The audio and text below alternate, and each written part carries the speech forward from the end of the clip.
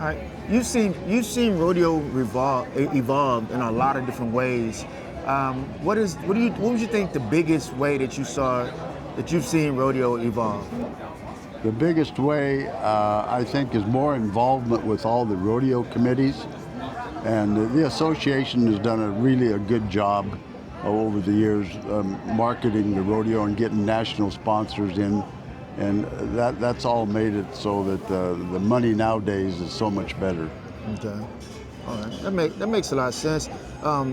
Did you have to go to as many rodeos back then that you had to go now in order to actually make the finals? You know, actually now a lot of cowboys, and I'm not saying they all do this, but there's a number of them that may enter 4 or 5 or 6 rodeos a week and go where they have the best draw. They only go to 2 or 3. Right.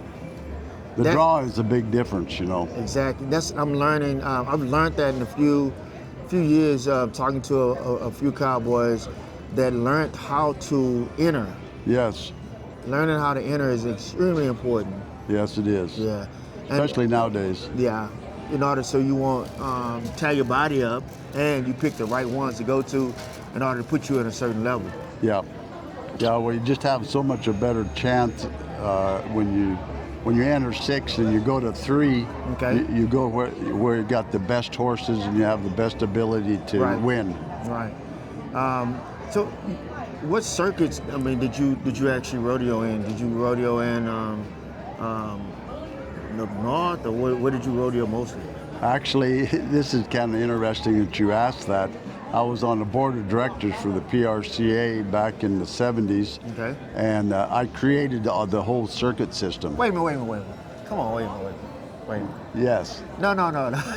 I created, listen, I'll just explain it to you. Okay. I created the circuit system and I named the Columbia River Circuit the Montana Pro Rodeo Circuit. Okay. At that time it was the Sierra Circuit for California, the Lone Star Circuit for Texas. Yeah, I named them all and divided the United States into the circuit system. Yeah. Father God, thank you so much for allowing me to be able to run into this amazing gentleman right here. Because, you know, because I was looking at the map and I was looking how it was divided, and he allowed me to meet you, that you one created the situation. Yeah. Wow. Yeah, that was a long time ago, and it took me 2 years to convince the rest of the PRCA board that the circuit system was good. And the reason it was good is all the efforts for sponsorship and for the main big rodeo, the NFR, was leaving 4,000 other cowboys and cowgirls out there. They couldn't come to it. They only take the top 15, about 100 and some total. Right. The circuit system involves the whole membership, and it's good for all of rodeo. Wow. And you're right, because I get a chance to see different cowboys in different areas, and then they have a chance to actually compete all at one time. Yeah. Okay, that makes sense. Where'd you grow up at? Roy, Montana. Okay. Yeah. Okay. Small town in central Montana. Okay, all right. Yeah. I have yet to go to Montana. Oh, you enjoy it. It's beautiful. Yeah. So you grew up in Montana. Yeah. Worked ranches and rodeo. Yeah, I went to college and played college football, and then when I was done with that, I got involved with rodeo. And I was raised on a ranch, and my dad was involved in the rodeo industry, so it was kind of a natural step. Right.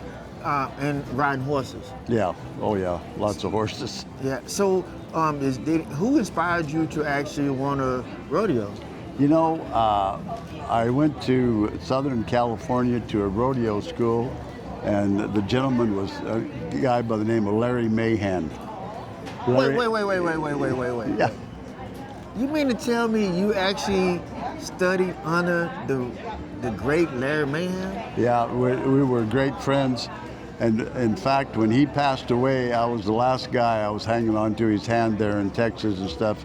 And he was gasping for air and stuff. And I stood up and I said, his 2 daughters were there. And I said, I'm going to go now. And they said, Larry, when you go out the door, we're going to lock the door behind you, and we're going to spend the last hour with our dad.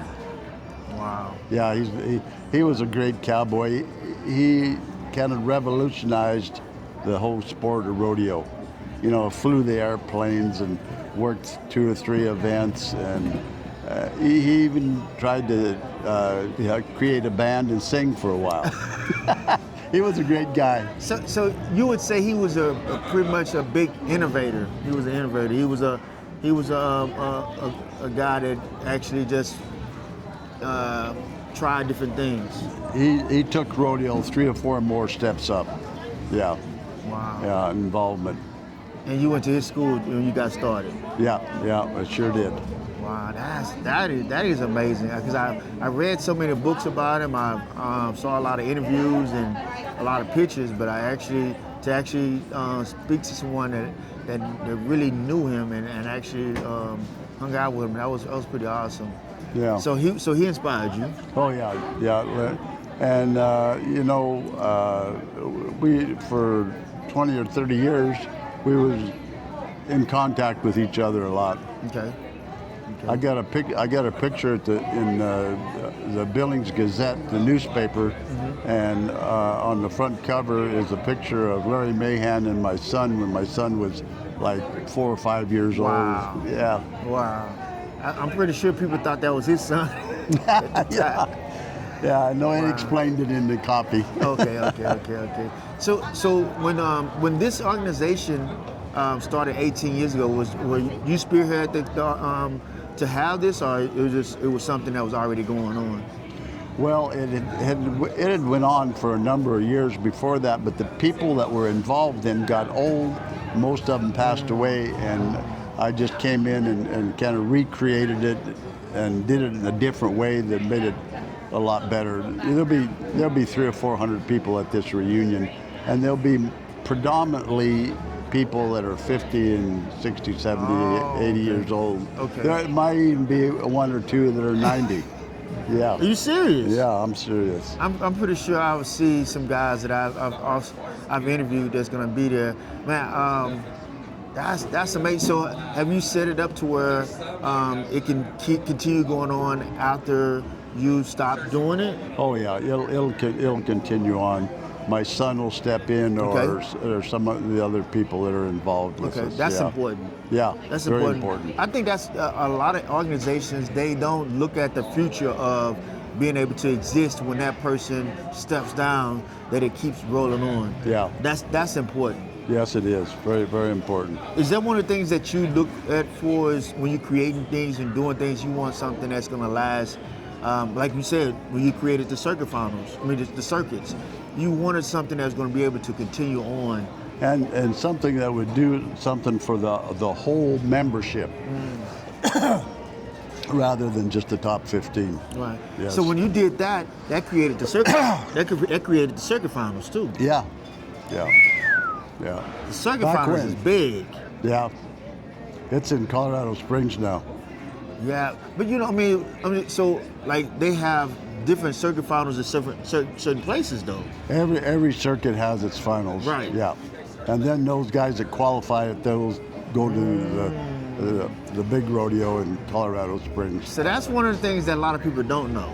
Yeah, that's true. Because some guys, I just want to make it to the circuit finals. Yeah. I want to win the circuit finals. I win the circuit finals, then the next year, then I'll shoot for the NFR. Yeah, very true. Is that a pretty?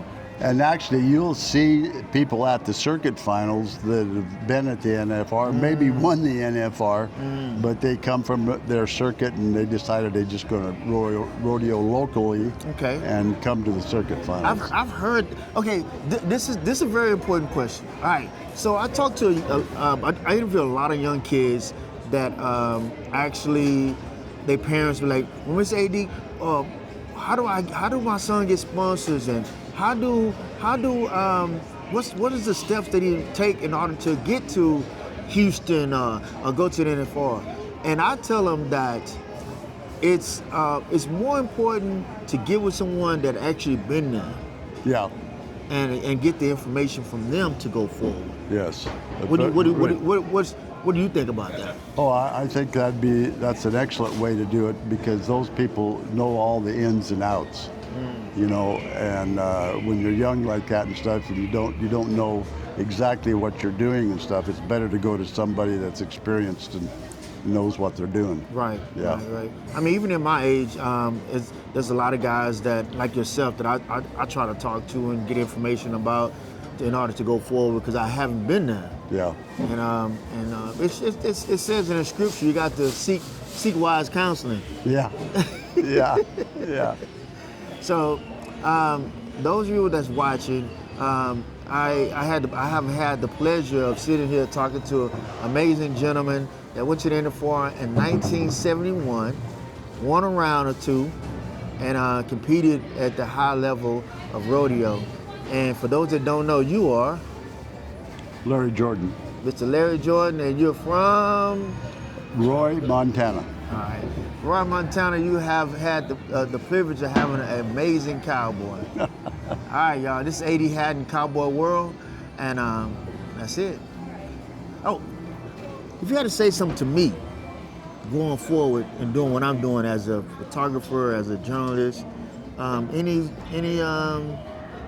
encouraging words or any instruction that you got kind of pass my way? Yeah, I think you should get with some rodeo committees so you can start going to some of these major rodeos and stuff, and you got to sell your product. I got to sell my product. Yeah, you got to sell your product, which is photography, if I'm correct. Yes, sir. And actually, if you want to come up and interview a few people on Friday at the reunion, you can sure come up and do that. We just have to put you in a place where you don't interfere with everything else. I mean, you know, just to be in that room would be inspiring. Yeah. I'm on the committee at Houston Rodeo. Oh, really? So okay. I'm on the it's the Heritage Committee for being able to get pictures of showing how people are interacting with the rodeo. Mm-hmm. So I have some pictures hanging up in the Houston Rodeo. I do the Pasadena Rodeo.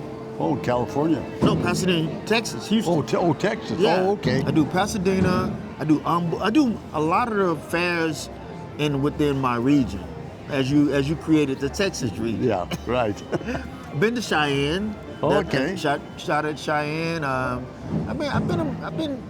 has been allowing me to do quite a bit. I've done. This is my third year in doing the NFR. So yeah, coming from Houston, Texas. Wow. Yeah, that's. I've been to that rodeo a couple, 3 times. Wait. You actually competed in Houston? Oh yeah. What? I won Madison Square Garden in Edmonton in Canada and placed at Calgary, Cheyenne. I won, I think, third. I split third and fourth one year at Cheyenne. Okay. Salinas, Fort Worth.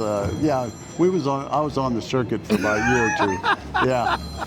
That is amazing. Well, thank you so much, and that's a wrap. Okay.